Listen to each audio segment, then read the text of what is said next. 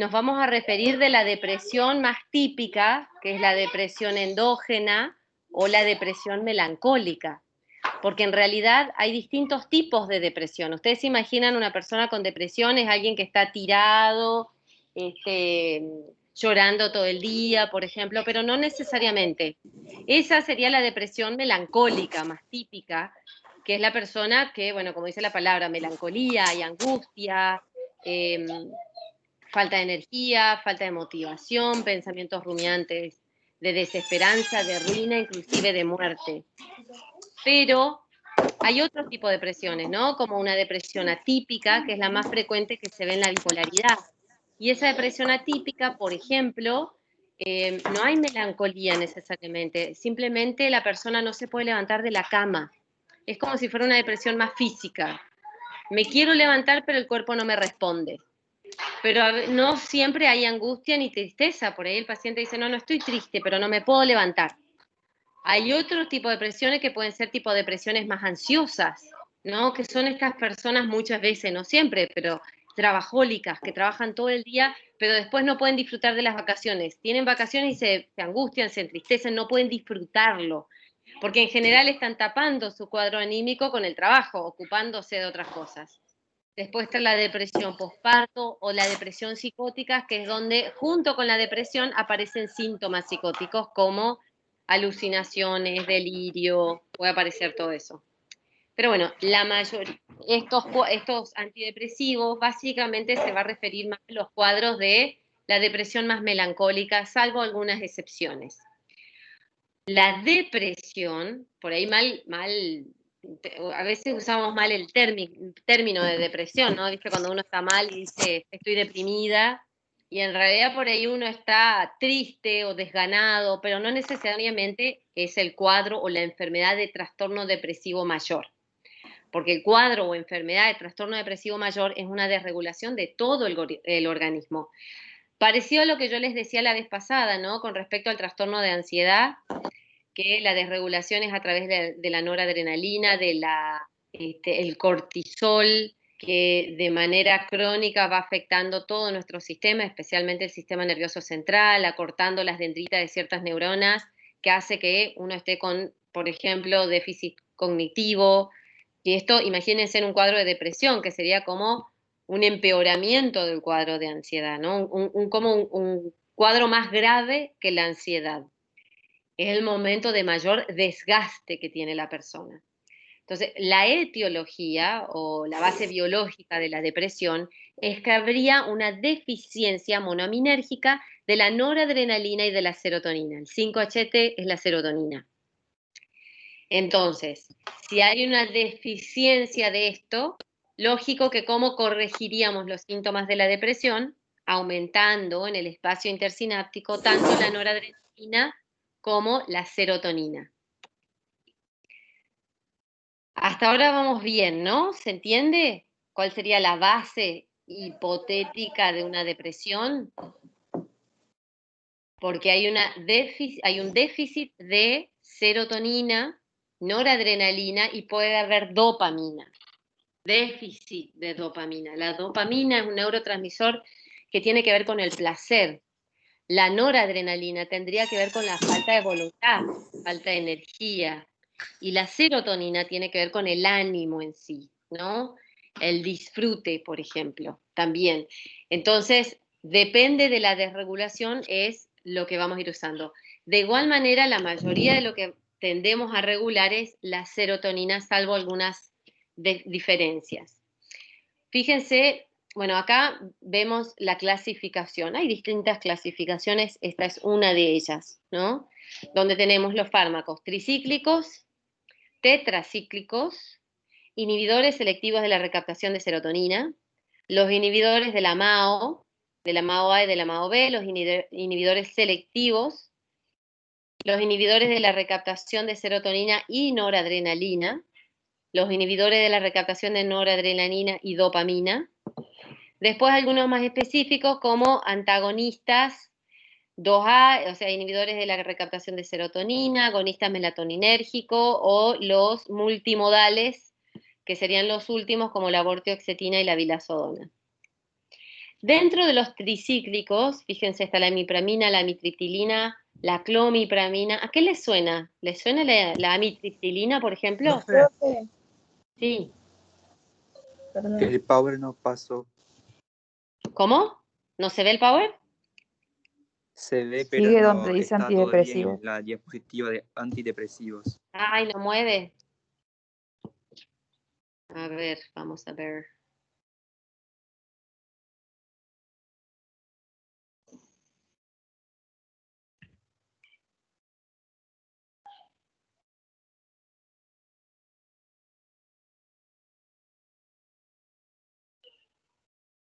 ¿Y ahí? Y ahora está en las bases biológicas de la depresión. ¿Y ahí? ¿Mueve o no? No. ¿No se mueve? ¿Puede ser más una vez, por favor? Ahora sí, profe, cambió. Claro, pero no está, no importa, lo que podemos hacer es agrandarlo. Ahí está cambiando. Javi, ¿lo ven así? Sí, profe. Ok, sigamos así entonces. Bueno, la amitriptilina, ¿le suena ese fármaco? Amitriptilina, triptanol, es Sí, la profe. marca comercial. ¿En qué cuadros lo usamos? Por ejemplo, puede ser, ¿y algo más común? Migrañas. El triptanol o la amitriptilina se usa mucho en migrañas y en dolor crónico, por ejemplo. Dentro de los tetracíclicos tenemos la mianserina, mirtazapina, y vamos a ir viendo. Los que más se usan al día de la fecha son los inhibidores selectivos de la recaptación de serotonina, que se conocen como IRS, los IRS. ¿Por qué? Son más nuevos, pero tiene que ver con menos efectos adversos. Cuando buscamos la elección de un psicofármaco, tenemos que tener varias consideraciones, ¿no? Los efectos adversos es uno de los tantos, como vamos a ir viendo. Cuando hablamos, por ejemplo, de tricíclicos, ¿qué es lo que va a hacer el tricíclico? Va a aumentar la biodisponibilidad de noradrenalina y serotonina en el espacio intersináptico, ¿no? Tiene una acción temprana presináptica que luego va generando los cambios postsinápticos a mediano y largo plazo. Por eso es cuando el paciente comienza con el tratamiento antidepresivo, no es como una benzodiazepina, como decíamos la vez pasada, que yo la tomo y puede ser a los 5 minutos o a los 10 o a los 30 minutos que ya tengo el efecto.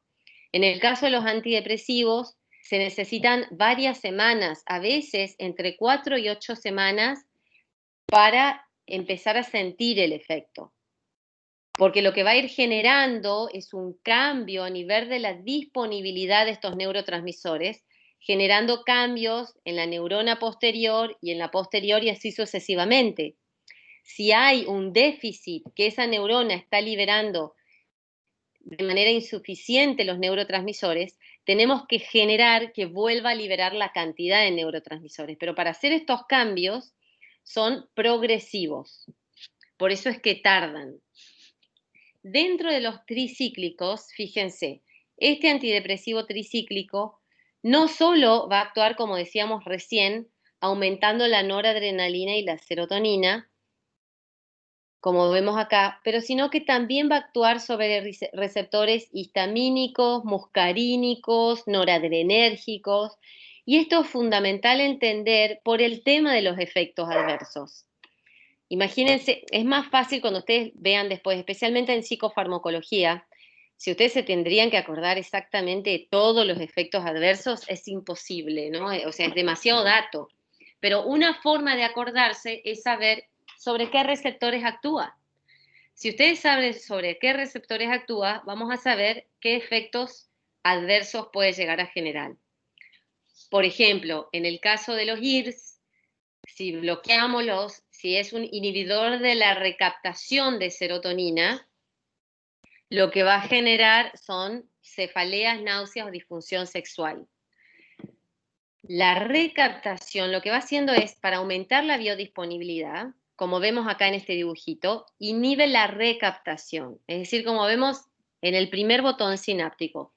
Están las vesículas, viene la información, aumenta el calcio a nivel celular, esto hace que la vesícula se pegue a la membrana presináptica, libere la vesícula al espacio intersináptico, el neurotransmisor, en este caso la serotonina.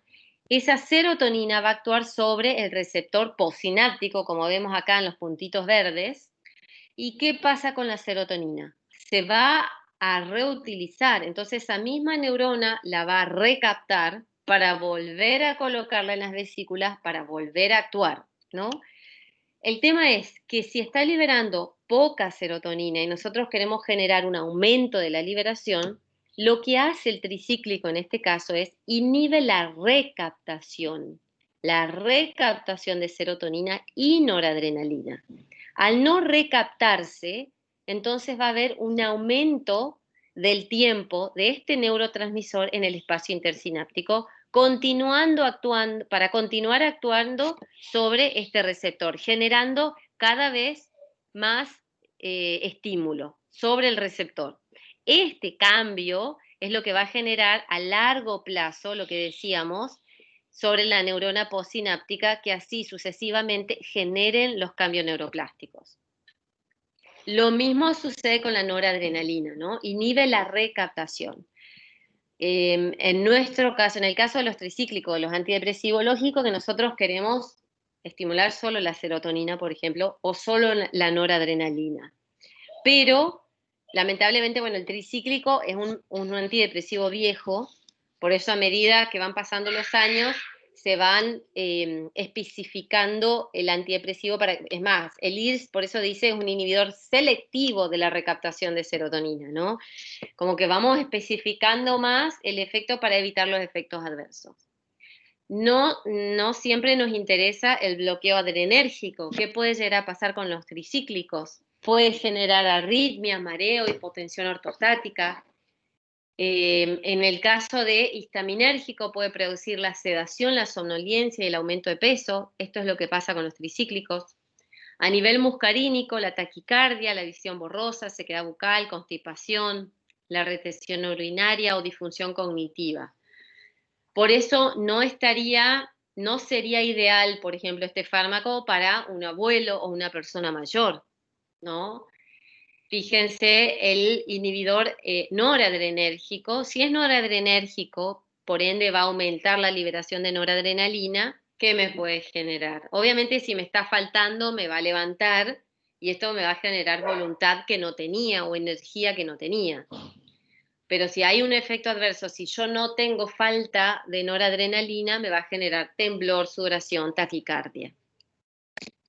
Entonces, estos son los efectos adversos, ¿no? Acá, bueno, resumiendo, el tema de los tricíclicos es que no solo va a inhibir la recaptación de serotonina y noradrenalina, aumentando estas dos, pero que también actúan de manera antagonista sobre los otros. Al generar este antagonismo es que aparecen todos estos efectos adversos.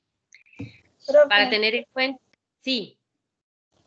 perdón, sobre la patología, ¿qué causa esta deficiencia del neurotransmisor?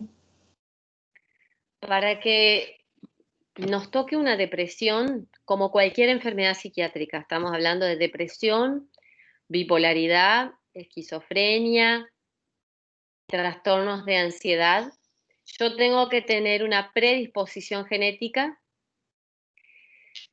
va a depender los primeros años de vida que has tenido y después las crisis vitales o situaciones de vida que van a disparar este cuadro. Se necesitan varias cosas. Por ejemplo, se sabe qué elementos son neuroprotectores científicamente, ¿no? De acuerdo a investigaciones. La actividad física aeróbica protege, obviamente no en un 100%, pero va a proteger a que tu sistema nervioso frente a situaciones de estrés no se desregule, por más que yo tenga una predisposición.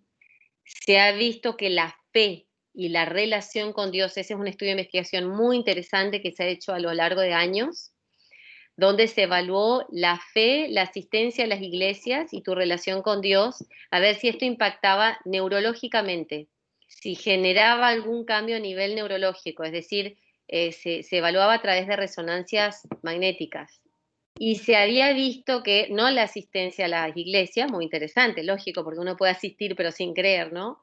Pero sí tenía que ver si la persona tenía una relación directa con Dios, engrosaba sectores que tenían que ver con el sistema nervioso relacionado con pacientes con predisposición a depresión. Muy interesante, ¿no? Entonces sería como un factor de protección la relación con Dios, con evidencia científica, que era la fe. Entonces, para desarrollar una depresión muchas veces tiene que ver con la predisposición genética, los primeros años de vida, porque se ha visto que si he tenido los primeros años de vida con mala relación, es decir, no has tenido la protección necesaria, la contención necesaria, el amor, el afecto, no se desarrolla el sistema nervioso como se debería desarrollar y genera un sistema nervioso vulnerable a patologías en un futuro. Esto era parecido también a lo que yo les decía en la clase anterior con respecto al embarazo, ¿no? Un embarazo como lo mismo en la infancia, esto libera tanto cortisol que esto va dañando el sistema nervioso, a esto nos referimos. Predispones un sistema nervioso vulnerable para situaciones de estrés en un futuro. Entonces, un episodio depresivo te va a generar por todo esto, la predisposición, tu personalidad, mecanismos de defensa que vos tengas frente a situaciones de estrés, y se dispara por alguna situación de vida en general. Estamos hablando del trastorno depresivo endógeno, que es el trastorno depresivo unipolar, ¿no? La bipolaridad es distinta, la vamos a ver la próxima clase. En el caso de la bipolaridad, obviamente es por predisposición genética, igual que la esquizofrenia. El tema es que en algún momento de la vida, cuando empieza la edad adulta, entre los 15 y 25 años más o menos, es donde aparecen los primeros episodios. En general depresivos, pero pueden ser manías. Gracias a la marihuana, por ejemplo, y al consumo que hay actualmente, los psiquiatras tenemos más trabajo, entonces nunca nos vamos a quedar sin trabajo, digamos, gracias a eso, porque está estimulando la aparición de bipolaridad y esquizofrenias, de brotes psicóticos, ¿no? El tema es esto con la marihuana. Yo no sé si tengo la predisposición genética, ¿no? No sabría cómo saberlo, salvo que tengo dos padres con padre, hermano, tíos, abuelos, así medio cercanos, si hay psicosis, esquizofrenia o bipolaridad, te acercás a la marihuana y vas a desarrollar una bipolaridad con 4 pitadas, sí, porque es muy hereditario. Si vos no la tuvieras, de igual manera no sabrías. Entonces hay mucho, con el tema de la marihuana pasa esto, las personas no saben, entonces llega un momento de algún consumo, que no estamos hablando de adicción ni de dependencia, sino que dispara otras patologías. Y hoy en día lo que más estamos viendo es cuadros de manía, de bipolaridad y de psicosis. Entonces, en este caso, ¿cuál sería el disparo? Debido a sustancias. Entonces tenemos bipolaridad debido a sustancias o psicosis debido a sustancias. Que últimamente la que más dispara es la marihuana. Por eso es que podemos deprimirnos. De igual manera, tener un episodio depresivo no significa que yo tengo que desarrollar una depresión para toda la vida. Justamente no. La idea es que sea un episodio. Y por más que yo tenga la predisposición, yo puedo aprender a manejarlo. Manejarlo no la depresión, a ver si estoy depre, si estoy angustiada o triste. No, no, no. Generalmente, si yo tengo un episodio depresivo, los síntomas, como les dije, la angustia, que es el dolor en el pecho, la rumiación negativa, no lo puedo manejar, pero pienso todo negativo, hay desesperanza, de ruina, de culpa, y obviamente, como esto se cronifica, empieza a haber pensamientos de muerte. El pensamiento de muerte no necesariamente es suicida, sino no quiero vivir así, ¿cómo preferiría no vivir? ¿No? Es un pensamiento humano, natural, frente a un sufrimiento. La falta de energía, la falta de ganas o de motivación, la anedonia, que anedonia es no disfruto de las cosas que yo antes disfrutaba, el trastorno cognitivo y los trastornos del sueño. Estos son todos los síntomas de la depresión, que para que sea depresión tiene que durar más de 3 semanas y no necesariamente ser reactivo a algo. Es decir, no es que yo voy a sentir esto porque me echaron del trabajo, porque ahí se llama trastorno adaptativo, porque yo no estoy mal por la vida, estoy mal porque me echaron del trabajo. En cambio, cuando uno está con depresión no te importa nada, no sentís nada, es como estar muerto en vida. No, y lo feo es por eso, no disfrutás de nada, entonces la persona se va aislando. La mayoría de las veces el depresivo no consulta, lo traen a la consulta, porque es la desesperanza que tiene, ¿no? Y te va ahogando, porque a veces es fácil identificar una patología con el dolor o con algo que uno ve, ¿no? Pero con la depresión, algo que te está carcomiendo por dentro y encima te nubla la cabeza como para decir, no, no hay nada positivo. Mirá el sol y el cielo azul y vos no te importa, no lo ves. Pero es una enfermedad, es una desregulación. ¿Cómo sabemos que es una enfermedad? Porque vos usás un antidepresivo, obviamente no es mágico, por supuesto, con todos los cuidados que tiene que tener ese paciente para rehabilitarse, y dentro de unos meses la persona vuelve a ser ella misma, porque no nació depresivo, no nació con esa mirada o con esos síntomas. Es más, el depresivo se da cuenta que no es él, yo no soy así, no pienso así. Nos damos cuenta que algo está mal, que algo es patológico. Y lo importante es que cuando haces el tratamiento, los síntomas desaparecen y la persona vuelve a estar normal. El tiempo de tratamiento, bueno, vamos a ir viendo, el tiempo de tratamiento se va, como yo les dije, la respuesta terapéutica aparece más o menos entre las 4 y 8 semanas, así debería ser. Entonces, a las 3 nosotros hacemos una evaluación, bueno, más o menos a las 4 semanas hacemos un control. Al control evaluamos, debería pasar que haya una recuperación del 50% de los síntomas. Si eso no pasara, si no hay ninguna recuperación o si la recuperación es parcial, la indicación es duplicar la dosis y volvés a esperar entre 4 a 8 semanas. Si en ese momento la recuperación fue efectiva, que debe ser el 50% de los síntomas, perfecto, seguimos en la misma línea y volvemos a evaluar de ahí a 30 días hasta que haya remisión total. ¿Cuándo más o menos debería haber una remisión total? A los 3 meses. No debería tener el paciente más síntomas. Esto lo vas controlando, porque encima el tema de los fármacos son muy buenos. Todos los que estamos por evaluar están aprobados por la FDA para el tratamiento para la depresión. Pero como estos actúan a nivel genético, es decir, se sabe que hay alelos, hay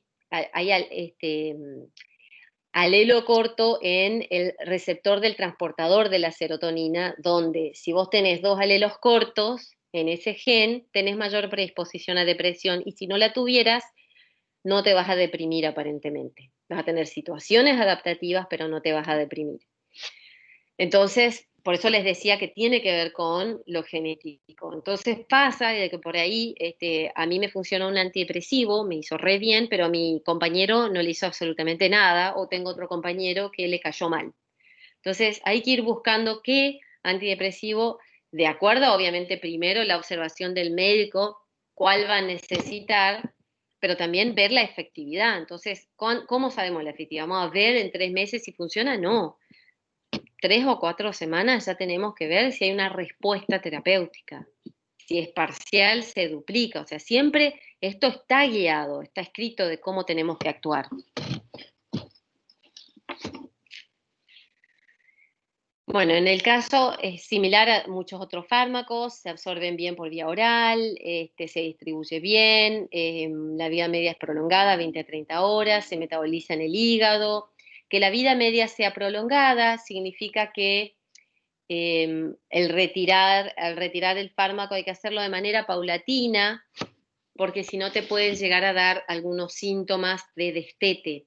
Por eso siempre nunca hay que suspenderlo de golpe, por 2 razones.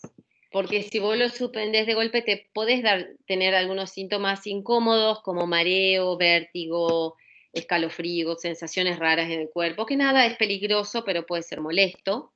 Y a la vez se sabe, según evidencia, que cuanto más lenta es la retirada, menor riesgo a recaídas hay. Entonces, con respecto a los bloqueos de los receptores, de paso, esto es interesante ver cuando veamos antipsicóticos, vamos a ver que hay algunos antipsicóticos que bloquean los mismos receptores, por ende van a tener los mismos efectos adversos, así que es bueno saber si bloqueamos el receptor histaminérgico, ¿qué es lo que nos puede llegar a dar? En este caso es la sedación y el aumento de peso.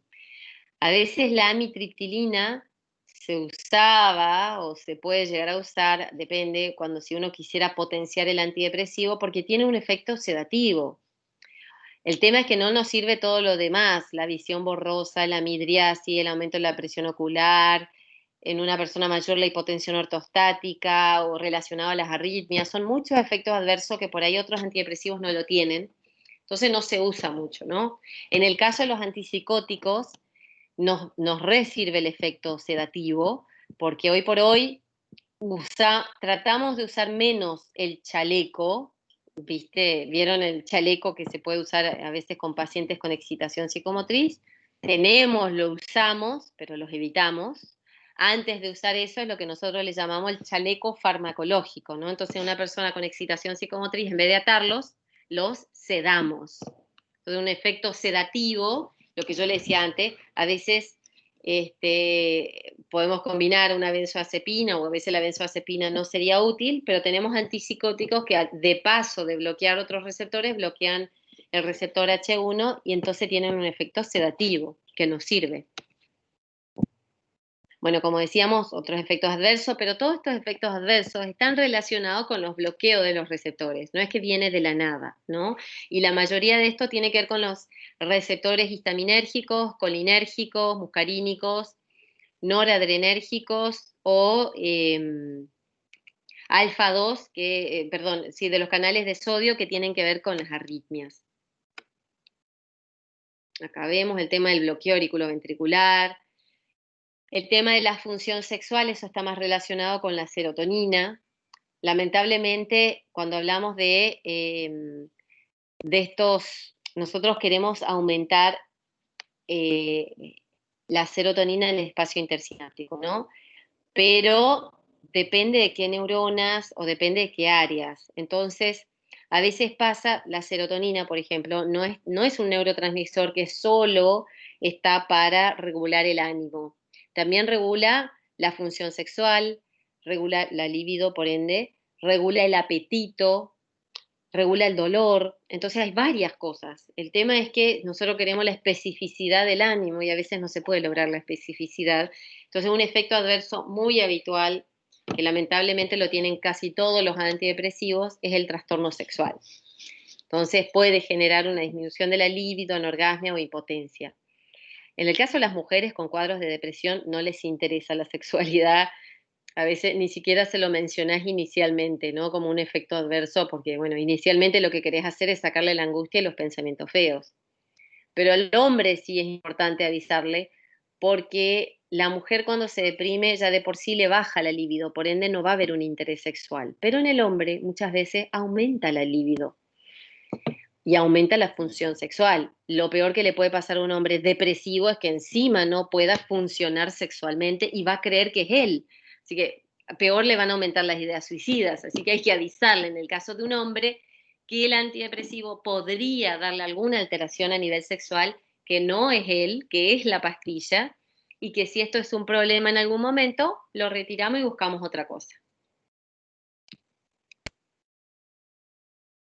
Eso es con respecto a los tricíclicos, ¿no? En psiquiatría se usaba mucho, o se puede usar mucho, la clomipramina en cuadros de TOC, por ejemplo.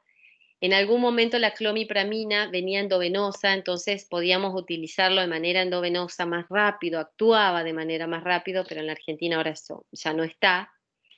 Entonces viene todo vía oral, obviamente con todos estos efectos adversos. La clomipramina entonces es lo que más usamos en psiquiatría para TOC, rara vez para depresión. Podría usarse, está indicado para las depresiones resistentes, pero como hay tantas otras opciones con menos efectos adversos, no se usan. La amitriptilina, como les dije, más se usan en migrañas y en dolor crónico, como por ejemplo dolores neuropáticos o fibromialgia. Con respecto a los IMAO, la monoaminoxidasa es una enzima que, como vemos acá, metaboliza las monoaminas, ¿no? Obviamente, si nuevamente yo quiero aumentar la liberación de dopamina, noradrenalina y serotonina, ¿qué es lo que voy a hacer? Una de las formas es inhibiendo a la enzima que las metaboliza. Al no haber ese metabolismo, hay un aumento de la liberación.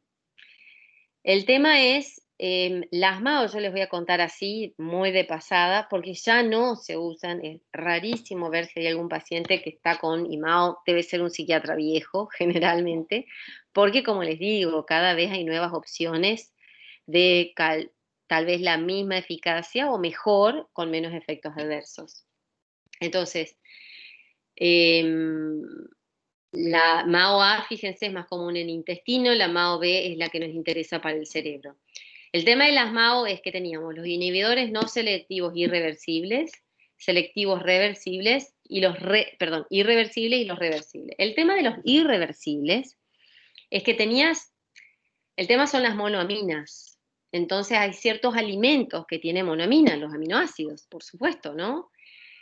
Por ejemplo, el queso, las habas, los porotos. Entonces, como había una inhibición irreversible de las monoaminoxidasa, el paciente estaba limitado a alimentarse de ciertas comidas porque si aumentaban las monoaminas y no había forma de metabolizarlas, ¿qué pasaba con la noradrenalina, por ejemplo, que sería la más importante? No importa la serotonina de última o la dopamina, pero si hay un aumento de noradrenalina en el cuerpo, ¿qué pasaba?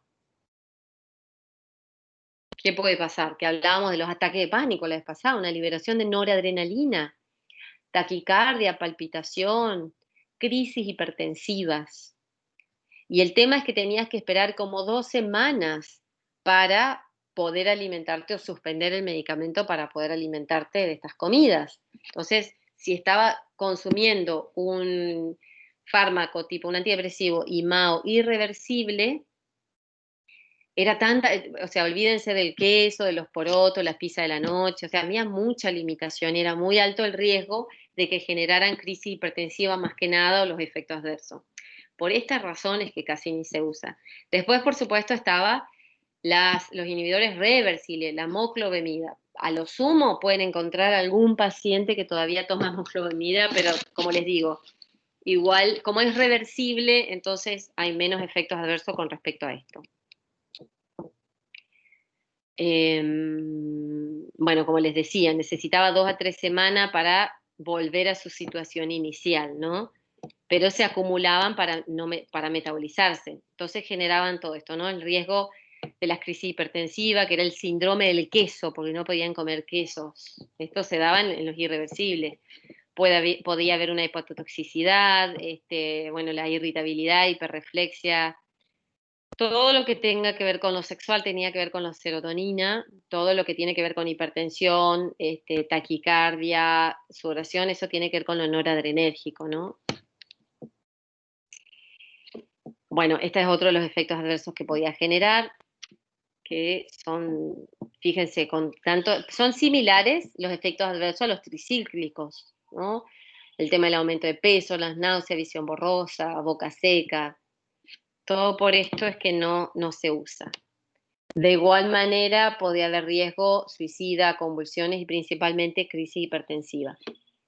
El tema de riesgo suicida es relativo porque a veces el paciente, depende de qué paciente tengas enfrente, no sé cómo ustedes son personalmente, pero hay que tener cuidado con los prospectos. Los prospectos no te describen con exactitud cómo es la realidad, porque a veces te ponen náusea y muerte súbita como si fuera que te puede agarrar cualquiera de las dos cosas en la misma frecuencia, y no es así, lógicamente, pero está descrito como te puede generar náusea y al final dice aumento del riesgo suicida. Con un antidepresivo, justamente lo que estamos utilizando es para que se le vayan las ideas de muerte, pero te las podría empeorar. Lo mismo ustedes saben, el valproato que se utiliza para las convulsiones tónico-clónicas, en el prospecto dice que puede empeorarte las convulsiones, entonces no es tan así, ¿no? Se supone que el médico te va a expresar cuáles son los factores de riesgo o los efectos adversos más comunes, por lo cual el paciente tendría que retirar el fármaco, porque si eligen 600 pacientes para hacer la prueba terapéutica y uno de ellos tuvo una cefalea que por ahí no tiene nada que ver con el fármaco, tienen la obligación legal de marcarlo en el prospecto. y porque salga para la venta, tampoco significa que estamos sin riesgo. Hay muchos fármacos que, la talidomida nomás, no sé si ustedes saben, era un fármaco para una enfermedad infecciosa, no recuerdo cuál, y luego de un tiempo, y luego que generó millones de cuadros de teratogénesis, lo sacaron del mercado, cuando teóricamente estuvo aprobado por la FDA. No hace mucho estaba la sibutramina, que era uno de los fármacos que servía, era para bajar de peso, realmente era útil, pero generó unos cuantos cuadros de fallecimientos en algunos pacientes, lo sacaron del mercado. Entonces, por eso hay que tener cuidado con los prospectos con respecto a lo que dicen. De igual manera, el tema del riesgo suicida, que aumenta el riesgo suicida en los antidepresivos, a veces tiene que darse no con el antidepresivo en sí, tiene que ver con la depresión. No es que nos vamos a entrar tanto en detalles para no confundirlo, y ya que no es el tema de ustedes, pero el tema es, si es una depresión bipolar, como vimos acá, la depresión unipolar, la hipótesis monaminérgica es que le falta serotonina, dopamina y noradrenalina, ¿no? Por ende, le voy a aumentar todo esto, es mi deseo, para que mejore los síntomas. En la depresión bipolar no habría una alteración de la serotonina. Podría decirse que la alteración es noradrenérgica y dopaminérgica y GABAérgica. Entonces, ¿qué pasa si yo le doy algo que le aumente la serotonina? Si no le falta serotonina, ¿no? Entonces yo estoy desregulando su sistema nervioso, no lo estoy regulando. Entonces, si es un bipolar, que el bipolar es el que mayor riesgo suicida tiene, no tanto el depresivo, porque la depresión lo piensa, pero es una rumiación con culpa. En cambio, el bipolar lo piensa poco y actúa, es más impulsivo. Muchas veces podemos ver también, ¿no? A ver, si vos le preguntás a una persona con depresión, bueno, hay que preguntar, siempre hay que preguntar para evaluar la gravedad o el cuadro donde estamos.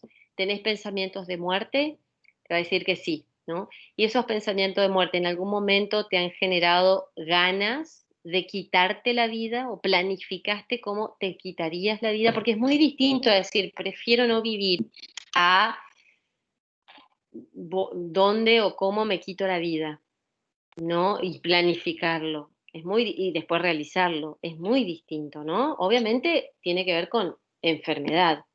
Pero lo otro más te angustia, lo pensás, pero no lo haces. El bipolar, en cambio, habrán visto algunos casos de pacientes o personas famosos que estaban re bien y al otro día se suicidaron. ¿Cómo pasó si el anterior estaba re bien? Porque en realidad son mucho más impulsivos. Entonces, a ese bipolar que tiene ideas suicidas, vos le das un antidepresivo, le aumentás el riesgo suicida. Es más, me ha pasado con un bipolar que venía desganado, con hipersomnia, estaba triste por lo que le pasaba. Le dieron un antidepresivo porque lo vieron depresivo, y empezó con las ideas suicidas. No se trata de esta manera, se retira el antidepresivo y se utiliza estabilizadores para que se le vaya la depresión bipolar, ¿no? Entonces, el tema de los riesgos suicidas que te pueden aumentar la idea suicida muchas veces no es con el fármaco en sí, sino es la patología, ¿no? Si es otra patología y ese fármaco no es para esa patología, puede aumentarte el riesgo suicida. Es más, donde se ven niños y adolescentes. ¿Por qué? Porque si un niño o un adolescente se deprimió, es más frecuente que sea un bipolar que sea una depresión endógena, porque la bipolaridad se da, como les dije, entre los 15 y 25 años. Es raro que se dé en la adultez. En cambio, una depresión endógena es más frecuente en mujeres entre 40 y 50 años. Entonces, bueno, la interacción había con los quesos, con los embutidos, con los licores, levadura de cerveza, imagínense, ¿no? No se podía comer nada. Entonces, no se usan. Pero sí, como tenían alta potencia, se usaba para la depresión atípica, trastorno depresivo mayor significa eso melancólico, el trastorno de ansiedad generalizada, dolor crónico. Por ejemplo, la selegilina también se usa como coadyuvante para el Parkinson junto con la levodopa. Eso en la actualidad todavía, ¿no? Con respecto a los IRS son los que más se usan, ¿sí? ¿Por qué? por los efectos adversos, porque son específicos y tienen menor efectos adversos. Entonces, como ven acá en el dibujo, vemos la vesícula, ¿no? Por dentro está el neurotransmisor que es la serotonina, viene el impulso nervioso, por ende va a liberar la serotonina y va a actuar sobre los receptores, generando el cambio a nivel del núcleo y así sucesivamente sobre los otros, sobre las otras dendritas. Esta serotonina tiene que recaptarse, ¿no? Se tiene que recaptar. Entonces, ¿dónde va a actuar el antidepresivo? Justamente bloqueando eso, bloqueando la recaptación. Al no bloquear, que lo va bloqueando transitoriamente, al bloquearlo aumenta la cantidad de veces que este neurotransmisor va a actuar sobre estos receptores, generando cambios postsinápticos.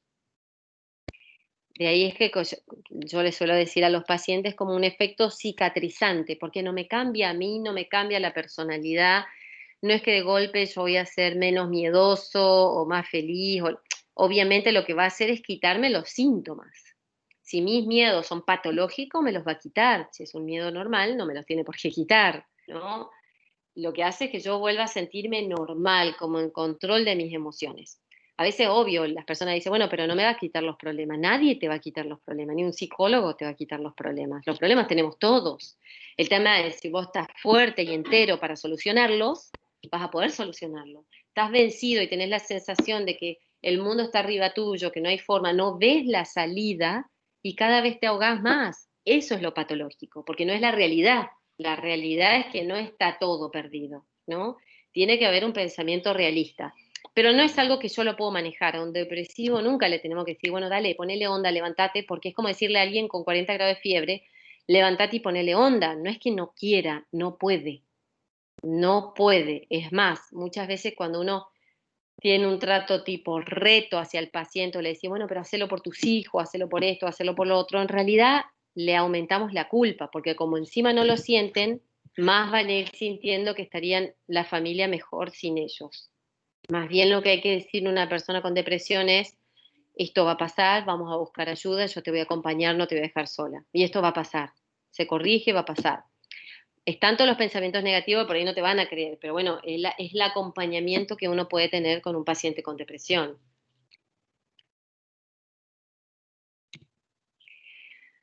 Lo bueno de los GIRS es que no actúan sobre otros receptores. Como decimos, son selectivos. No nulo, pero muchísimo, muchísimo, muchísimo menor. ¿Para qué está indicado los antidepresivos? Fíjense, tiene el término antidepresivo, pero como hablamos la semana pasada, ¿no? El antidepresivo está indicado para el trastorno depresivo mayor, el trastorno de ansiedad generalizada, que este cuadro de preocupación excesiva que yo no puedo manejar, que estoy irritable, intolerante, que no duermo, el trastorno obsesivo compulsivo, que el TOC hay distintos tipos de TOC, tiene que ver con la rumiación de pensamientos desagradables, intrusivos, desubicados, que aparecen en todo momento de manera permanente, que me predisponen a tener otras conductas que son las compulsiones para calmar esa idea, pensamiento o imagen obsesiva, porque puede venir como un pensamiento, como una idea o como imagen. Hay distintos tipos, tenemos el TOC de la simetría, que la persona necesita tener todo absolutamente simétrico, ordenado por color, el TOC de la contaminación, que es el temor a contaminarse, a enfermarse, o el rechazo por el asco. Entonces, esa sería la idea obsesiva. ¿Cuál sería la compulsión? El lavado de manos. Imagínense cómo se agravó el TOC. Las personas tenían TOC con respecto ahora al COVID. Terriblemente. Aumentaron todos los síntomas por el miedo al contagio, al enfermarse y el tema del alcohol, ¿no? Tenemos TOC con ideas sexuales, donde vienen ideas o pensamientos totalmente desagradables y en contra de la personalidad de uno, ¿no? Que puede ser sexual, qué sé yo, pacientes que han venido, que tenía imágenes que abusaba de su hermanita, de su sobrina o de una abuela. Había un chico que tenía esas imágenes, que tienen tanto temor, tanta vergüenza y tanto miedo, porque la interpretación que vos te das, si lo estás pensando tanto, es que te gusta, pero cuando vos crees que te gusta, en realidad te genera tanto miedo y tanto rechazo, que lo que haces es evitas ver a esa persona, evitas estar con niños. Llega un punto que había un señor que tenía tanto miedo, tanto temor, que directamente no salía de su casa y no pasaba por las plazas, porque tenía miedo de abusar de un niño. Esto no es deseo para nada, porque no genera placer, genera terror. Y uno empieza a tener comportamientos de evitación, ¿no? Esto es más el TOC. Pero bueno, está en lo sexual, está lo agresivo, lo que pasa lo mismo, que vienen pensamientos. Había una persona que le venía imágenes que sacaba un cuchillo y lastimaba a su familia, entonces directamente no entraba a la cocina o no comía con nada que tenga que ver con cuchillos por el temor de lo que esto lo disparaba. A esto nos referimos con TOC, ¿no? El TP nos referimos al trastorno de pánico, que era lo que hablábamos la vez pasada.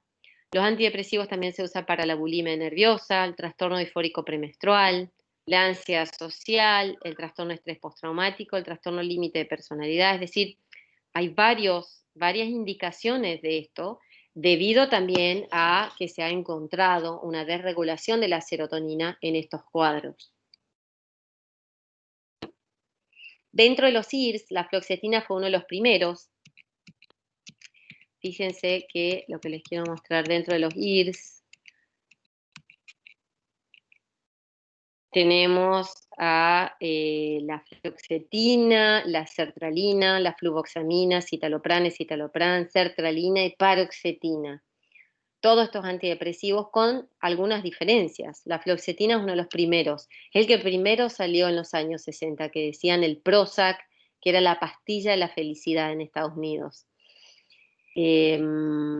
Obviamente al día de hoy se usa, tiene algunas limitaciones o algunos efectos que por ahí nos favorecen o algunas veces nos desfavorece.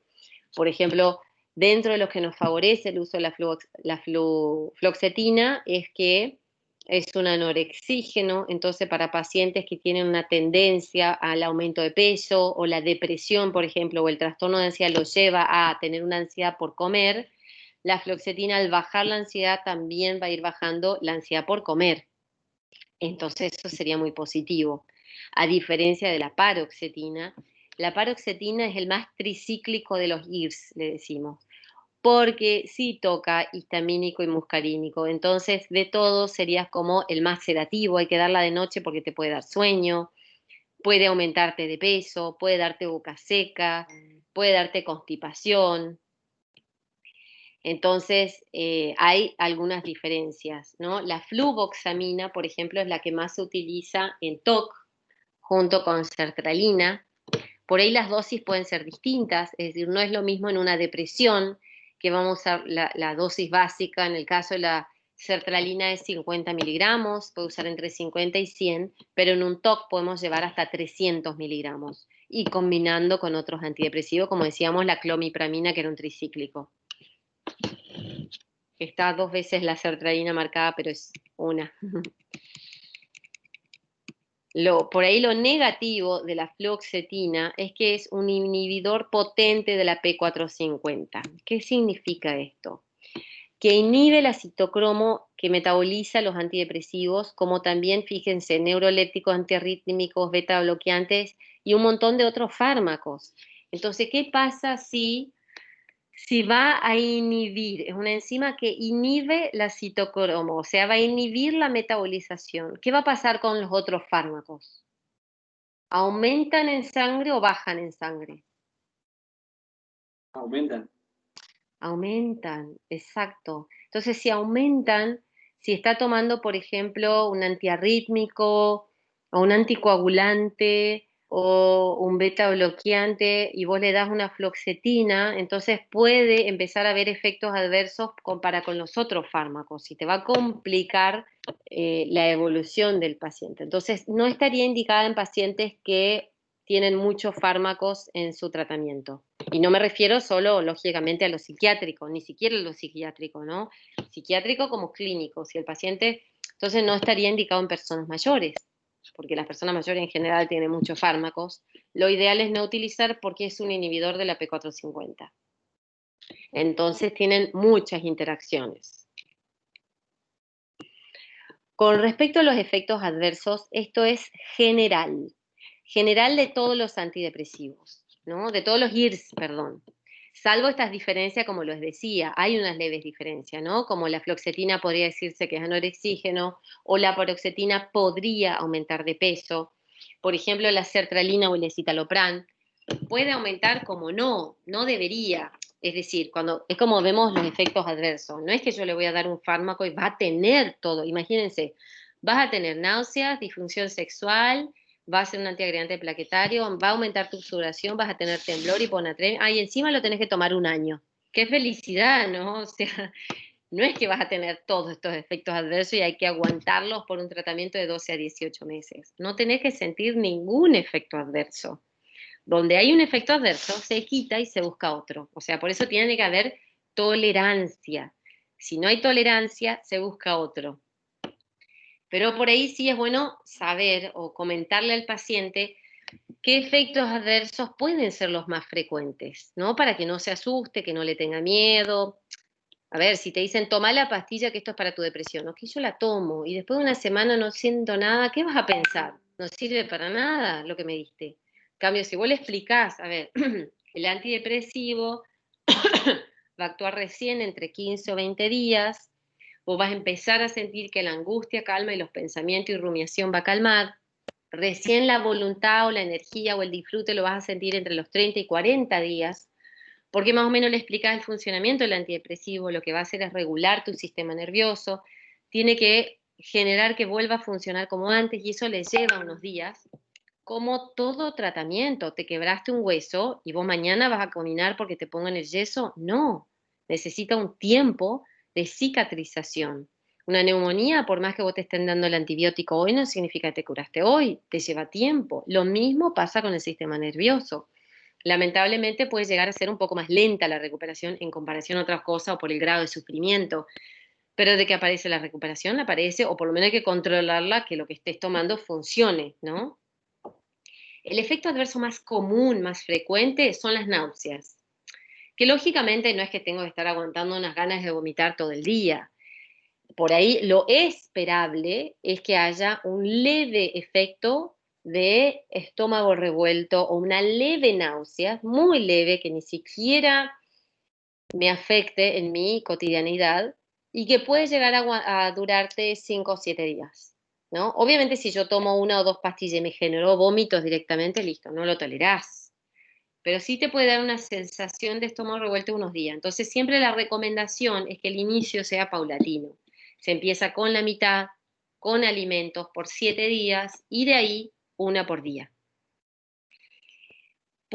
Bueno, esto principalmente porque es la tolerancia. Si le genera vómitos, no sé, una diarrea, intolerancia inmediata, listo, no lo tolera, lo retiramos. El tema del aumento de la sudoración no siempre sucede. Tengo algunos pacientes que les ha pasado con algún antidepresivo que la sudoración es nocturna, pero no es que apenas sudé como si fuera que hacía calor. Tuvieron que cambiar la sábana de la sudoración. Y encima te despierta a la madrugada con que estás completamente empapado. Lógico que si eso pasa, no tolera el fármaco y hay que sacarlo. Lo mismo el temblor, ¿no? El tema del antiagregante plaquetario es una cuestión a tener en cuenta, ni hablar si el paciente ya tiene una historia de una anticoagulación. Hay que tener en cuenta que si vos le vas a dar un antidepresivo, su médico o el paciente tiene que saber de que el antidepresivo tiene un efecto antiagregante plaquetario. Por eso también hay mucha investigación y todavía no se ha hecho el proyecto de la indicación inmediata, no me sale la palabra, como para decir, luego de un infarto o una cirugía cardiovascular, el paciente en un alto grado de porcentaje se va a deprimir. El tema de la depresión es que aumenta el riesgo de unas recaídas en infartos. Entonces, se ha visto que utilizando un antidepresivo evitamos la depresión y como tiene un efecto antiagregante plaquetario, también favorece el funcionamiento endotelial. Entonces, hay muchísimas investigaciones, especialmente con sertralina, para post-YAM o ACVs o infartos, que la utilización del antidepresivo no solo va a proteger la depresión, regula el cortisol, todo el eje hipotálamo hipoficiario adrenal, por ende, todo el estrés que favorece a la a los infartos, está regulado por el antidepresivo y ahí nos favorece el efecto antiagregante plaquetario. El tema del aumento del apetito hay que tenerlo en cuenta, pero se le menciona al paciente, lógico, no queremos que aumente de peso, salvo que queremos que aumente de peso, ¿no? Pero en general no siempre es lo que queremos, o al revés, a veces el temor del aumento de peso se le dice al paciente, bueno, te pesás y dentro de un mes lo vamos evaluando. Se puede permitir que uno aumente 1 o 2 kilos, pero no 5 kilos al mes, ¿no? Ello nos va a tener otros problemas. Y el tema de la disfunción sexual, que es bueno si es un paciente varón, manejarlo en las primeras consultas porque puede llegar a ser un problema. ¿Qué cuadro tenemos que tener en cuenta? El síndrome serotoninérgico. ¿Qué sería el síndrome serotoninérgico? Es cuando hay un aumento de más de la serotonina en el espacio intersináptico, pero llega a un punto que puede ser patológico, ¿no? Generando un cuadro de hipertermia, temblor, ansiedad, inquietud, incoordinación, ataxia, puede ser fatal. Por eso la recomendación, hay que tener cuidado de combinar 2 antidepresivos o el riesgo de combinar un IRS con un tricíclico. No significa que no se use, a veces se usa, pero hay que ir evaluando. Bueno, al momento donde empezás con el temblor o la ataxia o algún efecto extraño, se retira el fármaco y ya está. Algún delirio o lo que sea, se retira.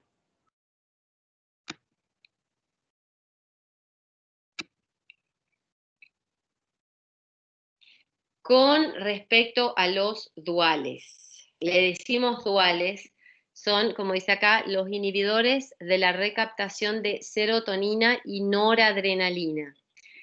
Dentro de esto está la duloxetina, el milnacipran, venlafaxina y desvenlafaxina, con sus distintas características. Por ejemplo, la duloxetina está indicada y aprobada por la FDA para depresión, trastorno depresivo mayor y fibromialgia. La fibromialgia es un cuadro de dolor crónico que se caracteriza por fatiga, trastornos del sueño, fallas cognitivas, asociado, como decimos, el dolor generalizado en el cuerpo que empeora a la palpación o con la quietud. Entonces está aprobado para eso la duloxetina. Ayuda muchísimo también para los dolores crónicos, ¿no? Como les decía hoy, dentro de los tricíclicos, la amitriptilina. La amitriptilina y la duloxetina son los que más se utilizan en dolores crónicos, patologías de dolor crónico. El milnacipran también es como la duloxetina, está aprobada para fibromialgia, pero no está en la Argentina. La venlafaxina es uno de los fármacos más efectivos, junto con sertralina y citalopram, son los fármacos de primera línea para las depresiones resistentes. Tiene unas características la venlafaxina. La venlafaxina estamos hablando de que inhibe la recaptación de serotonina y dopamina y noradrenalina, ¿no? Pero si está en una dosis de 75 miligramos, tiene un efecto solamente serotoninérgico. Si está en una dosis de 150 miligramos, tiene un efecto serotoninérgico y noradrenérgico. Si usamos una dosis de 225 miligramos, va a tener un efecto serotoninérgico, noradrenérgico y dopaminérgico. Obviamente esto es para depresiones difíciles, resistentes. Y obviamente vamos a empezar con la mitad de 75 para después subir a 75, de ahí a 150, esperando todos estos tiempos que yo les decía, entre 3 y 4 semanas, evaluando tolerancia y efectividad. Fíjense, decimos serotonina y noradrenalina. ¿Qué efectos adversos puede darnos por ser un estimulante de la noradrenalina?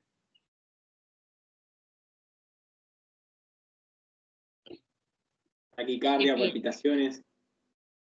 Hipertensión. En el caso de la venlafaxina, viene una forma que es venlafaxina XR. Al ser XR es de liberación prolongada, entonces al tener una liberación prolongada, habría menos riesgo de picos de hipertensión, ¿no? Pero de igual manera, si vos tenés a alguien con Crisis hipertensiva y una dificultad para regular su presión alta, o taquicardia o palpitaciones. ¿No sería de primera línea para nosotros utilizar un dual? Si podemos usar una sertralina o un escitalopram, ¿no es cierto? De ahí es donde vemos cuál sería la utilidad. Si el paciente ya tiene algún riesgo cardiovascular y bueno, que sea noradrenérgico no sería de nuestra primera línea. Después de la venlafaxina sale una molécula más, bueno, van buscando, como decíamos, la mayor especificidad. Lo feo de la venlafaxina era que teníamos que para que sea un dual tenía que usar 150 o 225 y la Pero, forma de aumentarlo era muy progresiva, o sea, hasta que lleguemos al 225 podían pasar un mes o más. Entonces sale la desvenlafaxina, que la desvenlafaxina es un dual inmediatamente. Y vienen dosis de 50 y 100 miligramos. Entonces vos ya das y ya tiene un efecto dual inmediato. En la práctica es mucho más suave el efecto de la desvenlafaxina que la venlafaxina. Me iban a preguntar algo. profe, Sí. sí. ¿Cómo se analiza que es una depresión resistente? O sea, porque, por ejemplo, una persona que ya hace años que tiene, pero por ahí no tuvo un buen tratamiento psicológico, entonces, ¿se dice que es resistente o No, no, no. no es la Resistente es parte... cuando la persona, lógico que para el tratamiento, como dijimos, ¿no? Si una persona ha tenido un cuadro de depresión más frecuentemente dado por situaciones de estrés o no, pero como dijimos que las situaciones de estrés desencadenan o predisponen, entonces si la persona tenía un episodio depresivo y está con marcados síntomas depresivos, el tratamiento va a ser un antidepresivo, un fármaco, psicoterapia, actividad física, fundamental, los tres, ¿no? Una sola cosa no va a funcionar, es como, porque necesitas la parte de rehabilitación, ¿no? Bueno, te pusieron el yeso para la fractura de la pierna, pero ¿significa que en cualquier momento vas a levantarte y vas a salir a correr? No, tenés que rehabilitarte. Lo mismo pasa para nosotros, o para alguien con depresión, ¿no? Es decir, toma el fármaco, pero hay que activarse un poco, porque si no, no sirve de nada. El hipertenso, toma su medicación, pero evita la sal en las comidas. O el diabético, se pone la insulina, pero tiene que hacer una dieta. ¿De qué sirve la insulina o la metformina si me como fideo todos los días? ¿Se entiende? Esto es muy importante porque a veces es muy fácil entender cuando es otra patología y por ahí no es tan fácil entender cuando es un cuadro psiquiátrico como una depresión. No pretendas que el 100% de la solución esté en la medicación. Lamentablemente no es así. Uno tiene que poner de uno. Entonces, la forma en que trabajamos con el paciente es, no tiene voluntad. Es más, uno de los síntomas es la anergia, la falta de voluntad. Pero hay compromiso, ¿no? Es como el padre que se levanta a la madrugada para atender a su hijo llorando.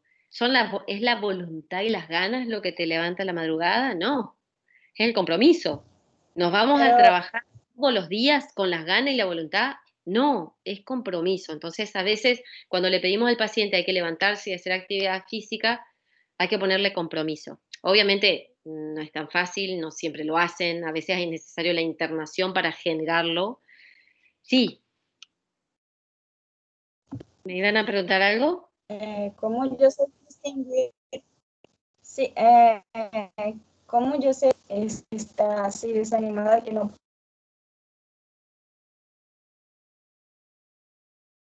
Se cortó la pregunta.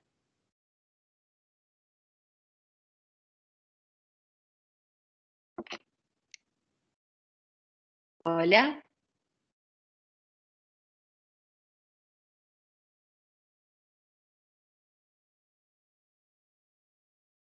¿me escuchan? Sí, profe, se escucha Sí, bien, Sí, profe. profe. pero creo que Alguien quedó sin... Bueno, por ahí me hizo una pregunta que no sé si la respondí. El tema de la depresión resistente. Hablamos de depresión resistente cuando utilizamos un antidepresivo y no hay una respuesta esperada, ni con el aumento de la dosis, entonces usamos otro antidepresivo. Para el tercer antidepresivo ya tenemos que agregar otra cosa. Se suele agregar un antipsicótico atípico que tiene efecto antidepresivo, se puede agregar litio o un estabilizador que tenga efecto antidepresivo. Cuando vos vas viendo que no hay respuesta, por más que haga actividad física, que intente, que haga terapia, hace todo y no hay una respuesta terapéutica. Y obviamente evaluamos cuestiones de personalidad, que no es que no quiere recuperarse, que puede haber, puede estar. Cuando evaluamos y no tiene que ver con esto, simplemente es resistente, a eso llamamos con depresiones resistentes. Son depresiones más difíciles. Entonces muchas veces es necesario la combinación de fármacos. Otras veces lo que pasa es no es lo mismo un episodio que 3 episodios. Después de un tercer episodio depresivo, episodio posta, ¿no? De un trastorno depresivo mayor, un episodio depresivo, la recomendación es la medicación de por vida. ¿Por qué? Porque ya está lo suficientemente dañado el sistema nervioso que por más que le ponga toda la onda y haga actividad física, va a recaer en cualquier momento, en cualquier situación. Hay veces que estos cuadros son irreversibles en ese caso. No significa que voy a estar depresiva toda mi vida, no. Es como el hipertenso. ¿Te curás? ¿Te curaste con la depresión alta? ¿Se cura eso? No, no se cura, se trata, ¿no? Entonces las depresiones llega a un punto donde puede llegar a pasar eso, ¿no? Si es muy repetitiva, a pesar de hacer todo lo que hago para evitarla, entonces se habla de una depresión resistente y la medicación, la indicación es de por vida para no recaer, no porque va a tener síntomas. Se supone que no, la medicación me tiene que quitar los síntomas y hacer que yo esté normal. Pero se usa el antidepresivo para evitar las recaídas, igual que un antihipertensivo para evitar las crisis hipertensivas. Pero en alguien que ha tenido un solo episodio, obviamente lo que queremos es evitar las recaídas. Tiene que evitar las recaídas. Entonces, para evitar una recaída, la recomendación es tomar el medicamento una vez que haya funcionado, una vez que quitó todos los síntomas, que la persona volvió a tener lo que se llama una remisión total de síntomas. A partir de ahí, el tiempo de tomar es entre 12 a 18 meses. Es el tiempo que tarda el sistema nervioso para recuperarse. Aparentemente, entonces, cuando vos retirás el fármaco, no hay recaídas. Si el paciente lo retira a los 4 o 5 meses porque no tiene síntomas, que es muy común que pase, porque digo, hace 6 meses estoy tomando el fármaco, pero ya estoy re bien, ya no tengo ningún síntoma, y es muy frecuente que lo suspenden, a los 2 meses hay una recaída. No pasa nada, se toma de nuevo el fármaco, pero hay que empezar de cero. A partir de ahí empezás a contar 12 a 18 meses. ¿Por qué? Porque si no vas a seguir recayendo y es molesto. No solo molesto para vos, es feo estar medicado todo el tiempo, mal, teniendo las recaídas. Esto, como yo les dije la vez pasada, la depresión es la principal causa de discapacidad. Cuando estás deprimido, yo te puedo hacer un análisis y está todo perfecto. Te hago una resonancia, no tenés nada. Pero no tengo ganas ni energía de vivir. La cabeza no me funciona, estoy lento, no sé cuánto es 2 más 2, menos me puedo ir a trabajar, ¿no? La persona es una discapacitada por un cuadro de depresión. Por suerte, una discapacidad reversible, ¿no? Es decir, si haces un buen tratamiento, se recupera. Entonces, tomar el medicamento el tiempo necesario. Hacer psicoterapia. ¿Por qué? Porque si yo tengo una predisposición, que no sabría, ¿no? O el hecho que haya tenido un episodio me predispone a mí a tener un segundo episodio, tengo que saber darme cuenta y tener herramientas para manejar situaciones de estrés, porque la vida es estrés, la vida golpea. Pero no puedo decir, bueno, voy a evitar los problemas te van a llegar igual, ¿no? Entonces, si hay problemas, ¿qué herramientas tengo que tener yo para darme cuenta cuando una situación puede ser negativa para mí, que me está generando un estrés negativo para mí y que no lo puedo manejar? Si yo lo puedo manejar, perfecto. Primero me doy cuenta, después veo cómo puedo manejar esta situación. Plan B, no sé manejar esta situación, voy a un psicólogo. Como dijimos, ¿el psicólogo me va a solucionar el problema? No, pero sí me puede enseñar a mí a adaptarme a una situación en vez de aguantarla. Porque si yo aguanto, llega un punto que reviento. En cambio, hay una cuestión de adaptación. Yo puedo adaptarme a algo. No me gusta, pero me adapto. El ser humano tiene esa capacidad, le guste o no le guste, tenemos la capacidad de adaptarnos a cualquier circunstancia. A veces tengo que querer adaptarme y a veces necesito alguna herramienta que alguien me dé para que yo pueda adaptarme. Entonces, para eso sirve la terapia, ¿no? a veces la indicación de la terapia no es cuando yo estoy en el periodo de depresión, porque ahí la terapia va a ser de contención, porque cuando me diga, mirá qué linda es la vida, yo no la veo linda, y entonces me va a contener nada más. Entonces, una cosa es el primer tiempo de contención que puede ser el terapeuta, pero fundamentalmente es cuando la persona ya está en remisión de síntomas. ¿Por qué? Porque el objetivo es evitar recaídas en cuadros de depresión. Porque muchas veces cuando viene el paciente con el cuadro de depresión, ¿cuándo empezó esto? Creo que hace 3 meses, o hace un mes. No es hace un mes. Esto nunca se da en un mes, esto se da mínimo hace 3 meses que la persona viene aguantando algo, solo que no nos damos cuenta. Lógico, nunca viví una depresión, no me voy a dar cuenta que me estoy deprimiendo, ¿no? Cuando cuando se corrigió el cuadro depresivo, ahí sí te das cuenta lo que es estar bien y lo que es estar mal. Entonces es un poco más fácil identificar si estoy recayendo. Pero hay cuestiones de personalidad que hay que trabajar porque a veces no, yo puedo, yo todo lo puedo, no me voy a caer, como si fuera una cuestión propia, ¿no? Como si, bueno, curate de la apendicitis sola, ponele onda, fuerza y curate del apendicitis o de la neumonía, ¿no? Pensamientos positivos te van a quitar la neumonía, no pasa por ahí. Porque no son cuestiones emocionales si hablamos de una depresión, estamos hablando de una desregulación neurobiológica. Si es una cuestión de tristeza, no acepto la vida, no acepto que qué sé yo, salí mal en una materia, no acepto que perdí el trabajo. Bueno, eso es otra cosa. Eso es psicólogo para aprender a manejar una situación real.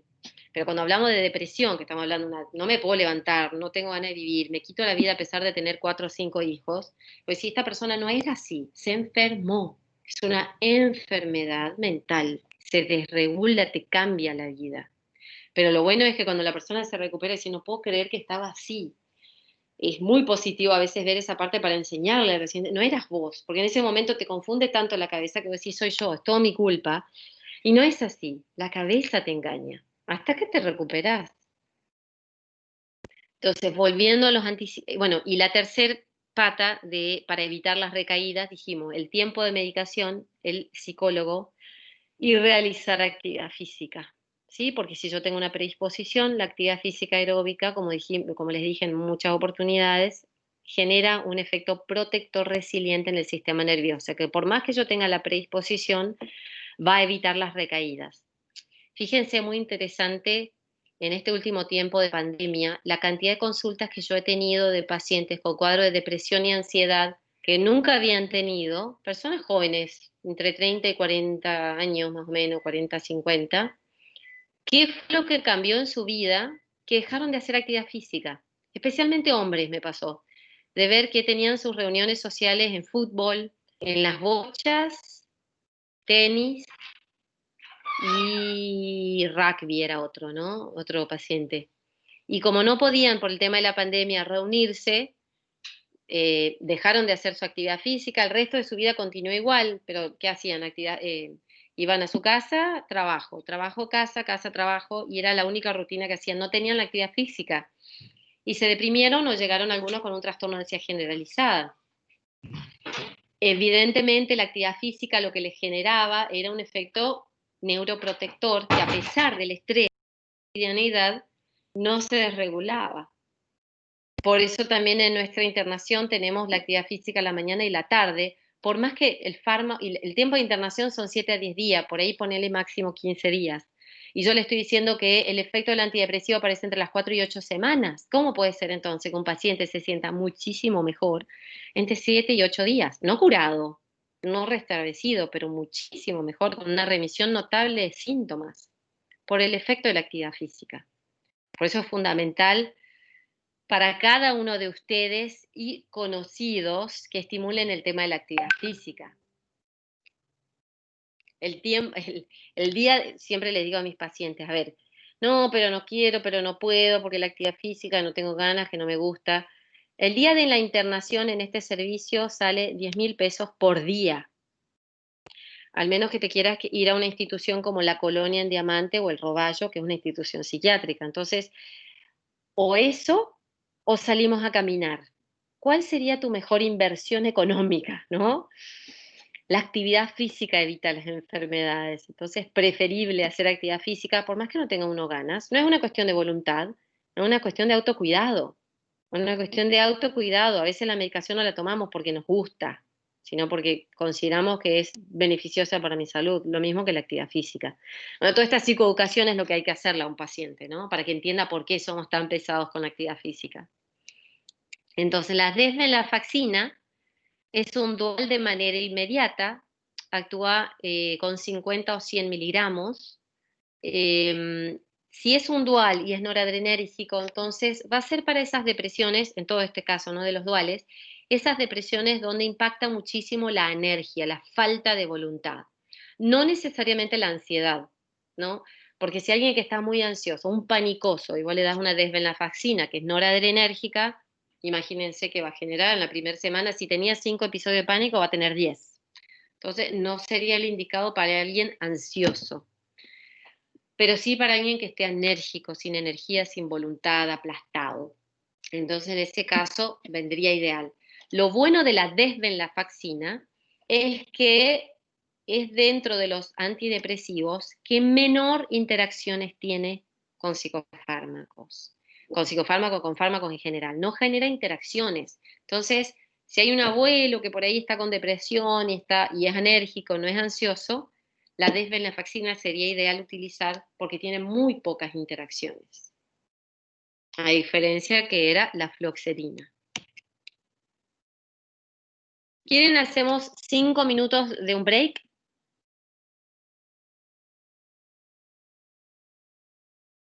¿Están?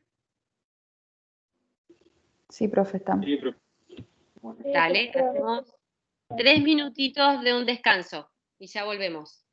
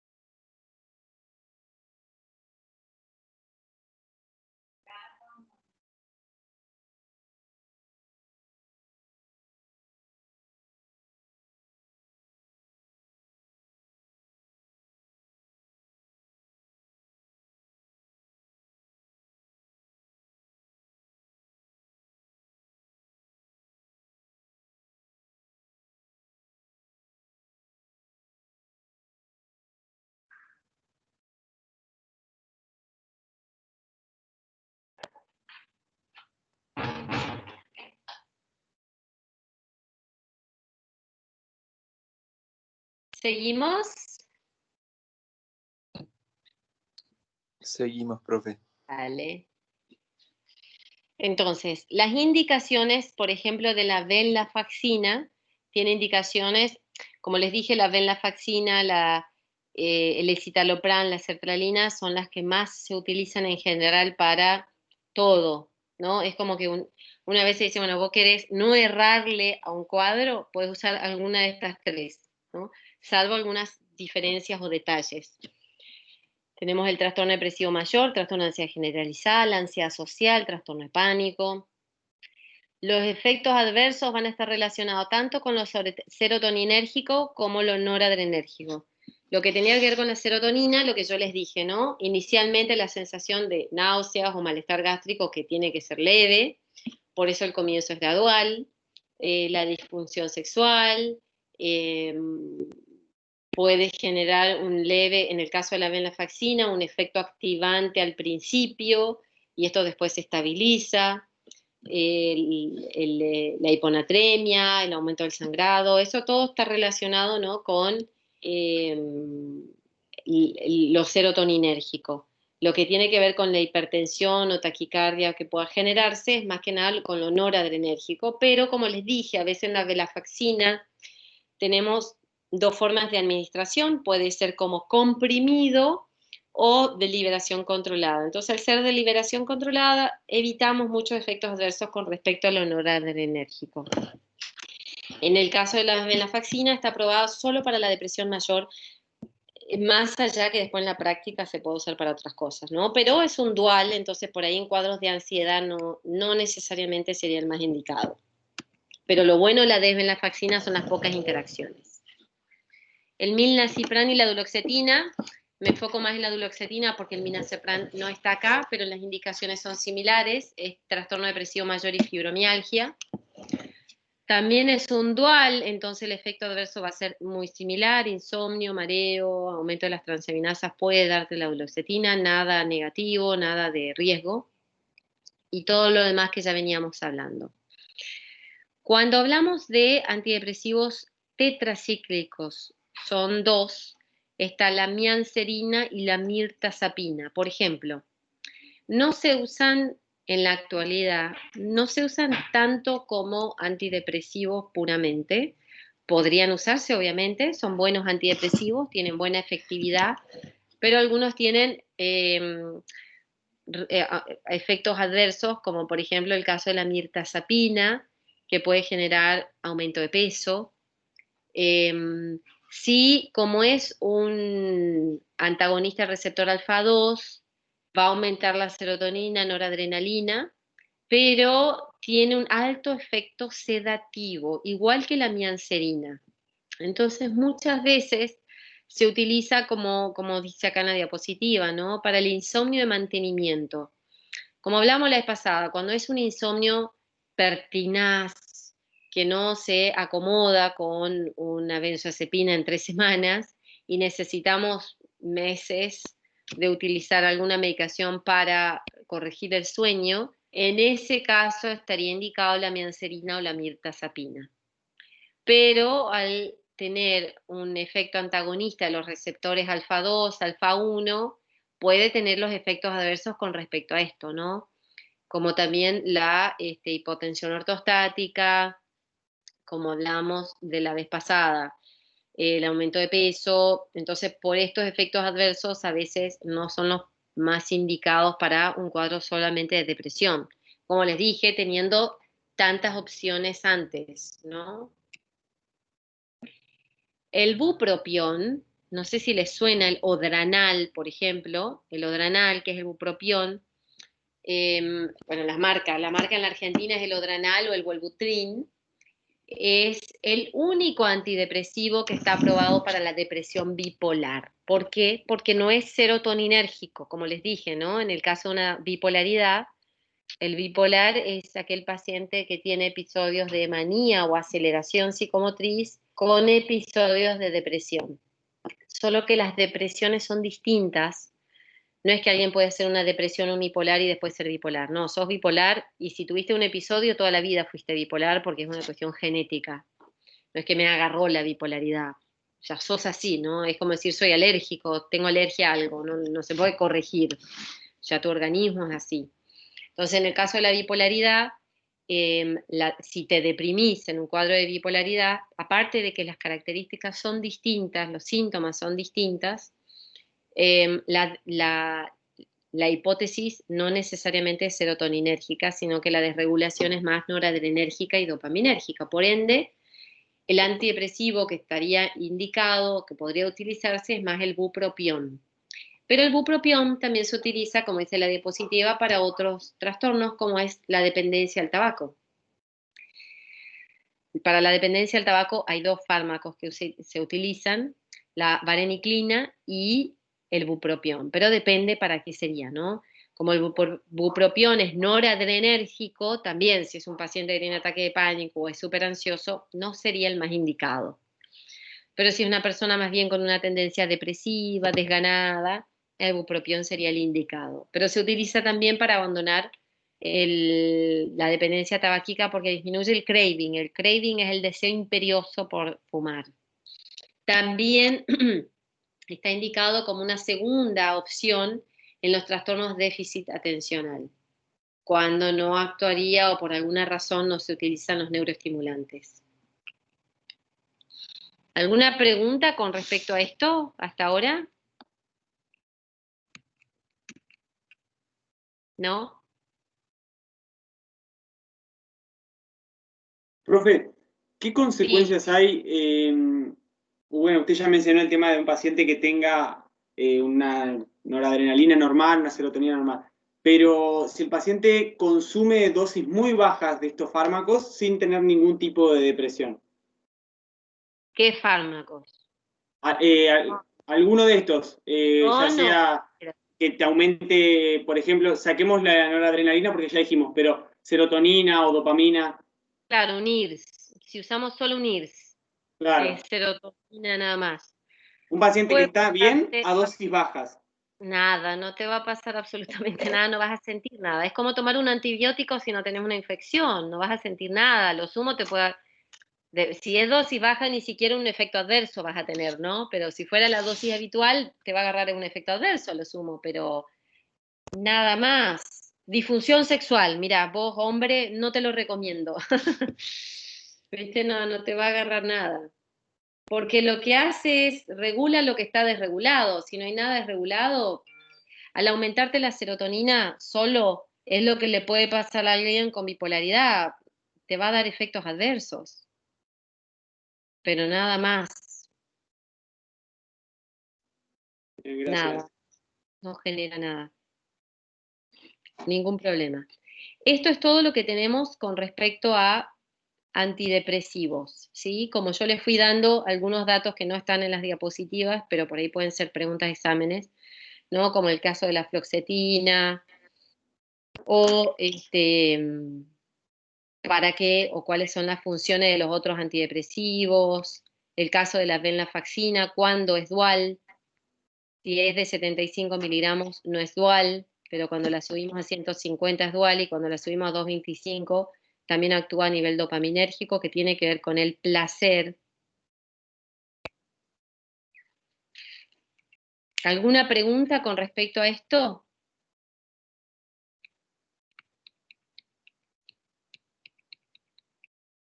No.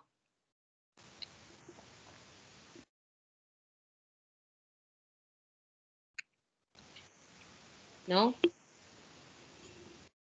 Bueno.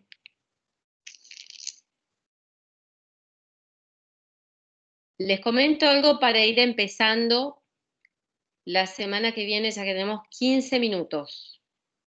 ¿No? Pero la semana que viene tenemos, les tengo que dar estabilizadores y antipsicóticos en la misma clase, entonces por ahí voy empezando, por lo menos para ir comentándoles qué es esto. ¿Ven esta diapositiva, no? Sí, ¿Se ve? Dale. Ahora, esto es para entender un poco, vamos a hablar de estabilizadores del ánimo. Para hablar de estabilizadores del ánimo, ¿cuándo lo usamos? En la bipolaridad, ¿no? La raya del medio, como vemos acá, la raya del medio, esto sería la eutimia, entre comillas, la normalidad de la mayoría, ¿no? Lo que estamos más dentro de la curva de Gauss, en la normalidad. Pero la bipolaridad tiene que ver con cambios a nivel de energía, no es una cuestión emocional, que por ahí uno se confunde, si yo estoy feliz a la mañana y triste a la tarde, soy bipolar. No, es una cuestión emocional, no es bipolaridad. La bipolaridad tiene que ver con cambios a nivel de energía, ¿no? Entonces, como nosotros vemos acá, hay una raya por arriba que dice hipomanía. Hay personas que funcionan en su normalidad de forma hipomaníaca. ¿Qué es? Es un estado menor de la manía. Son esas personas que son enérgicas, positivas, que tienen pilas, que parece que nunca se enferman, nunca están mal, siempre le ven cosas, alegría y cosas lindas a la vida todo el tiempo, y es como que nunca están por debajo o lo normal, ¿no? Como la mayoría que nos cansamos. Por ahí estas personas parecen como que nunca se cansaran. Está positivismo, o sea, está espectacular ser hipomaníaco, ¿no? No necesariamente hay que medicar tampoco, si tiene un estilo hipomaníaco, no tenemos por qué bajarlo si la persona es funcional. Hay personas que son y se comportan de esta manera. Para la psiquiatría está dentro del espectro bipolar, pero no por eso es necesario medicar, ¿no? Hay personas que se encuentran por debajo de lo normal. A eso se le llama distimia. La distimia son ese estilo de personas que de manera crónica, no es que me agarró una cosa así, como ustedes ven, en una forma estable de ser, que son todo lo contrario a la persona hipomaníaca, son negativos, desganados, pesimistas. Es un estilo, ¿no? Es un estilo de depresión crónica, pero que de alguna manera son personas funcionales también, que como hablamos de la depresión endógena, no es funcional, no puede funcionar, ¿no? Una distimia podría funcionar, es funcional, pero son personas así, desganadas, pesimistas, en la que le encuentran siempre el pelo a la sopa, ¿no? Vamos a salir a hacer esto, vamos a hacer lo otro. No, ¿para qué? Si va a pasar esto, si va a pasar lo otro, es como siempre negativos. Una persona con distimia se puede deprimir y es lo que llamamos depresión doble. Re difícil de tratar, no imposible. Ahora, dentro de esto, la persona puede variar y hacer episodios de hipomanía, episodios de distimia, episodios de eutimia. Hay una raya más arriba y hay una raya más abajo, porque la bipolaridad, tenemos distintos tipos de bipolar. El bipolar 1 es el que hace manías, que sería esta curva que está acá arriba, y hace depresiones, como esta curva que está abajo. Solo que la manía es por encima de la hipomanía. Son pacientes que llega a un punto tal del acelere. La aceleración es una aceleración psicomotriz. Entonces hay una taquipsiquia, el pensamiento empieza a estar acelerado, pero el bipolar es productivo. Esa por ahí sería la diferencia con cuestiones emocionales que cambian. El bipolar es productivo, va a estudiar, va a trabajar, va a hacer cosas. Es muy altruista, va a regalar cosas. En el caso de la manía, hay cuadros como un paciente se hizo traer un Ferrari de Estados Unidos, quebró a la familia, porque no era pudiente para traer un Ferrari de Estados Unidos. Llega a un punto donde está el acelere, donde el pensamiento se desorganiza, y aparecen síntomas psicóticos. En general, los síntomas psicóticos de una manía son síntomas, son delirios místicos o megalómanos. Por ejemplo, creen que son dioses, creen que son la encarnación de alguna virgen o de Jesús y que te pueden curar tocándote con la mano, eso sería místico, que son súper poderosos, que pueden volar. Imagínense el riesgo que hay, obviamente, ¿no? Una persona con manía hay que sí o sí internar, porque corre riesgo para sí y para otros. No del punto de riesgo negativo, sino el riesgo para sí. Había un paciente, por ejemplo, que de golpe sintió que Dios manejaba el auto, por suerte iba solo en el auto, y soltó el volante y se hizo torta. Por suerte no le pasó nada a él. Salió del auto y se desnudó porque creía que Dios, no sé, algo místico era, ¿no? Que tenía que ver con él. Eso es lo que puede pasar, corre riesgo para sí. Obviamente esos son cuadros para internar. También lo feo de la bipolaridad es que si subió a una manía, ¿qué va a pasar? Va a caer en una depresión profunda. Y la depresión profunda de la bipolaridad es no pueden levantarse. Si acá arriba no dormían porque no tenían la necesidad de dormir, porque no sienten sueño, entonces van a estar saliendo, activándose, haciendo mil cosas y de golpe pierden las energías completamente, que duermen todo el día, por días y por semanas. Eso pasa en la Profe, depresión. Sí. y la ciclotimia. La ciclotimia pasa más por la hipomanía y la distimia, ¿no? Es un tipo. Por eso les decía, bipolar tipo 1 es el que hace manías y depresiones. Bipolar tipo 2 es el que hace hipomanías y depresiones más leves. Y después está la ciclotimia, que es más o menos pasa por la hipomanía o la distimia. El bipo 2, por ejemplo, a diferencia de la ciclotimia, es que hace periodos de hipomanía y periodos largos de distimia. En cambio, la ciclotimia es más frecuente, ¿no? Es como 2 días hipomaníaco, 2 días distimia, es como son menos frecuentes en tiempo los cambios. Obviamente es molesto, pero dentro de todo la bipolaridad tipo 2 puede llegar a ser más funcional. El bipo 2 se deprime mucho más que tener hipomanía. Igual cada bipolar es distinto, por eso hoy hablamos de espectros bipolar, ¿no? Hay gente que tiene más tendencia a hacer manías que depresiones, hay bipolares que tienden a hacer más depresiones que manías, hay pacientes que funcionan con hipomanía y son estacionales, entonces se deprimen solo una vez al año, que puede ser en la época de otoño, que es lo más frecuente. Entonces hay pacientes que usan un estabilizador o todo el año y de por vida, y hay otros que usan un estabilizador o el bupropión 3 meses en el año, nada más. Entonces cada bipolar es distinto. Solo en el caso de una bipolaridad tipo 1 que hacen manías, que es lo que yo les decía, lo que genera la marihuana hoy en día, es medicación de por vida. No hay forma de regularlo, es como el sistema nervioso queda quebrado. Es como lo que yo les suelo decir a veces a los pacientes para que entiendan, es como la diabetes. Una vez que ya tenés el diagnóstico de diabetes, vos decís, bueno, ahora voy a comer lechuga para cuidarme, no sirve, ya está, la diabetes, el páncreas no anda más. Entonces necesitas la regulación de la medicación por más que hagas dieta. No hay forma de volver atrás. Entonces esto pasa lo mismo, ¿no? En el caso de la bipolaridad no se cura, se trata. Pero obviamente que la persona puede tener una excelente calidad de vida si sabe cuidarse, si sabe manejar su cuadro. Entonces, con respecto a estos dibujos, es porque hay estabilizadores que sirven para bajar una hipomanía o una manía, y hay estabilizadores que son de abajo para arriba que sirven para subir.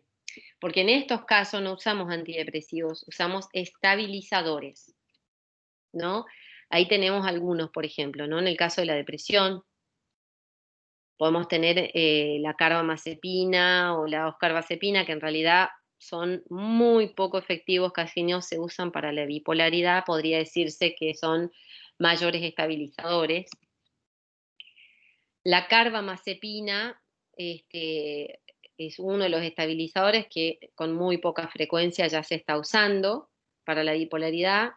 Donde va a actuar es bloquea los canales de sodio que son dependientes de voltaje. Al bloquear estos canales van a disminuir la estimulación glutamatérgica, bloquea la frecuencia de apertura de este canal, ¿no? También la carbamazepina es útil para las convulsiones tónico-clónicas, generalizadas o parciales simples. También puede utilizarse y es efectiva para el tratamiento de dolor neuropático, como por ejemplo también neuralgia del trigémino, se utiliza la carbamazepina. Como vemos, bueno, actúa sobre los canales sodio, calcio, voltaje dependiente, estimulando el GABA. Es sedante, puede causar toxicidad fetal, entonces es teratogénico, no está indicado en embarazos. ¿sí? Es considerado segunda línea o tercera línea en este caso ya para estabilidad del ánimo. Teóricamente tendría una eficacia en la manía bipolar, y para el tratamiento de la prevención de recurrencia a la manía, ¿no? Porque el tema de la bipolaridad a veces pasa esto. Depende qué polo vas a tratar, porque tenemos 3 estadios o 3 posibles estadios. Tenés la manía, tenés la depresión y tenés la eutimia. Tenemos que lograr la eutimia y mantenerla. Entonces no va a ser lo mismo cuando está arriba, que lo tenemos que bajar hasta que se estabilice, porque una vez que se estabiliza, todos los medicamentos que usabas para bajar hay que ir limpiando. Si se deprime después, tenemos que usar medicamentos para subir, pero después, cuando empieza a subir demasiado, frenarlo. Entonces, tenemos fármacos que vamos a utilizar para cuando está en una manía, para cuando está en una depresión, y después qué fármaco vamos a utilizar para el mantenimiento. Siempre en el caso de una bipolaridad, el de primera línea va a ser un estabilizador. A veces cuando están en la manía necesitamos agregar antipsicóticos típicos o atípicos para asociar al estabilizador, a frenar. Como en el caso de la depresión, a veces necesitamos otro tipo de estabilizadores o el bupropión, que era el antidepresivo asociado para la depresión bipolar. Bueno, chicos, nos quedamos más o menos acá para después en la próxima continuar con los estabilizadores del ánimo. ¿Les parece? Gracias, profe. Gracias, profe. La última clase sería la próxima, así que si hay dudas con respecto después a las preguntas, me las hacen la próxima. Gracias, profe. Gracias. Nos vemos. Chau, Hasta luego. chau. Chao. Chao, gracias.